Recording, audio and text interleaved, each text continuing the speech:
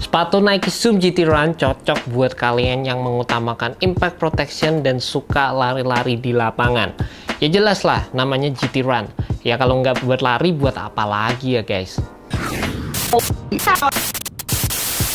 Hai guys, selamat datang di YouTube channel Naksir Sneakers. Kali ini kita akan bahas performance review untuk sepatu Nike Zoom GT Run. Ini merupakan sepatu yang termasuk dalam Greater Than Series-nya Nike, di mana sepatu ini bertujuan untuk memberikan kalian longevity saat berlari di lapangan basket. Istilah simpelnya ya supaya kalian gak gampang capek guys. Kalau kalian tuh bisa mereserve energi kalian gak gampang capek di lapangan, pasti kalian bisa memberikan dampak yang lebih optimal buat teammates kalian, buat tim kalian, dan kalian lebih punya energi untuk memenangkan pertandingan.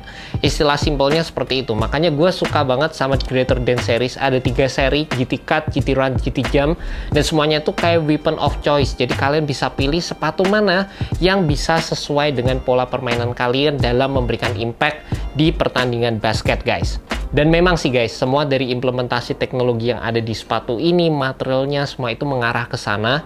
Dan sepengalaman gue pakai sepatu ini, jujur aja gue tuh suka banget sama teknologi cushion yang ada di sepatu ini. Menurut gue cushioningnya tuh memang nggak main-main, di atas rata-rata banget. Dan yang pertama kalian akan mendapatkan React insole, React midsole juga, zoom trouble di bagian depan. Dan kalau itu masih nggak cukup guys, kalian akan mendapatkan extra zoom lagi di bagian forefoot. Gokil banget sih guys, pas pakai sepatu ini tuh berasa kayak ada spring back juga pas gue lari. Jadi kayak ada sensasi dorongan juga dari sepatunya, dan perpaduan antara React cushion yang bener-bener responsif dan bouncy di bagian zoomnya itu juga berasa banget guys. Jadi kalau gue bisa bilang ini merupakan cushioning setup yang cukup istimewa sih guys. Buat kalian yang mementingkan impact protection juga, menurut gue sepatu ini juga cukup oke dari segi tersebut. Dan kalau dibandingkan sama sepatu Nike Zoom GT Cut, memang dari segi impact protection ini terbilang lebih oke guys. Di bagian cushionnya ini yang menurut gue jadi peran utama untuk melawan kelelahan ya, seperti yang gue bilang tadi, tujuan dari sepatu ini untuk melawan kelelahan buat kalian juga. Jadi ya sensasi bouncy, responsiveness, kontur dari outsole-nya juga, ini yang bikin sepatu ini tuh berasa kayak cukup nyaman untuk dipakai main basket guys. Terlepas dari itu, mungkin beberapa hal yang perlu kalian take note juga di sepatu ini adalah di bagian insole-nya, React insole-nya itu nggak ada lapisan material inner liningnya. Itu yang sebenarnya ada beberapa orang yang suka, ada beberapa orang yang nggak suka juga, karena sebenarnya nilai positifnya itu tuh bener-bener kalau kaos kaki udah masuk di dalam itu kayak bener-bener nge-grip banget. Jadi bener-bener kayak udah pakem aja gitu guys di situ. Cuma menurut gue ya, selama gue pakai sepatu ini kadang cukup susah untuk masukin kaki gue ke dalam, karena kaos kaki itu juga sering nekuk-nekuk waktu pertama kali mau pakai sepatu ini. Jadi kalian tuh harus kayak bener-bener ngepasin, kalau udah masuk enak ya itu baru tuh guys, kalian bakal berasa grip yang enak banget di bagian dalam sepatunya.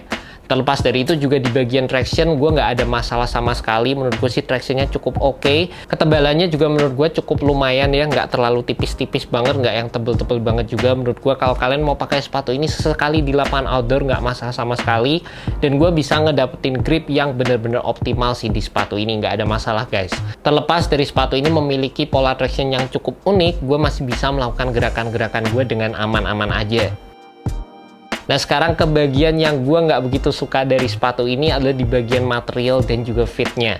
Materialnya ini menurut gue sih aneh banget, meskipun gue tuh tahu tujuannya Nike untuk ngebuat material yang ada di sepatu ini tuh supaya sepatunya tuh ringan guys. Tapi di satu sisi juga implementasinya menurut gue sih kurang nyaman.